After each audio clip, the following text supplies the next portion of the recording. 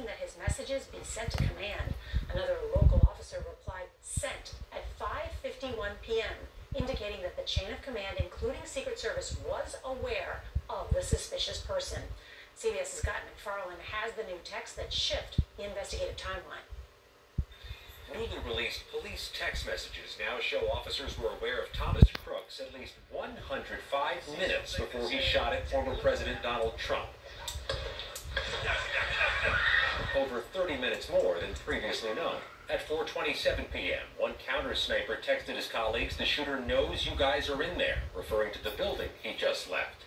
At 5:38 p.m., in a different group chat, an officer sent a picture of Crooks and says, "I did see him with a rangefinder looking toward the stage." Still, 40 minutes later, Crooks had a clear line of sight at the stage when he shot Trump. Seemed to have a comprehension of the security arrangements, if you will, and seemed to have really done a deep dive into possibly how to get around those. There were other failures of communication. Beaver County, Pennsylvania held a morning security briefing that day. Secret Service was absent. In fact, that SWAT team says they never spoke to Secret Service on the day of the rally until after the assassination attempt. This new timeline comes as an FBI investigation reveals Thomas Crooks carefully planned his moves. The FBI says Crooks' internet history reveals he researched power plants, explosive devices, how far Lee Harvey Oswald was when he assassinated JFK, and even the assassination attempt against the Slovak prime minister earlier this year.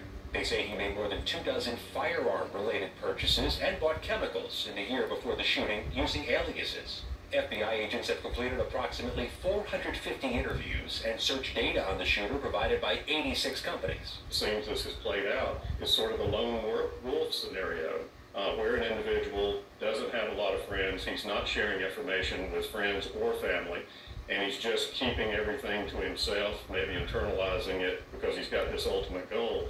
Meanwhile, Secret Service Acting Director Ronald Rowe is in the hot seat tomorrow at a U.S. Senate hearing to explain the agency's internal probe into its failures July 13th.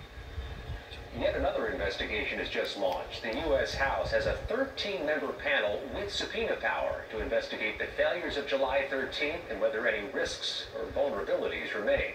Nora? So many new details. Scott McFarland, thank you very much. Breaking tonight, chaos in Caracas, Venezuela. The police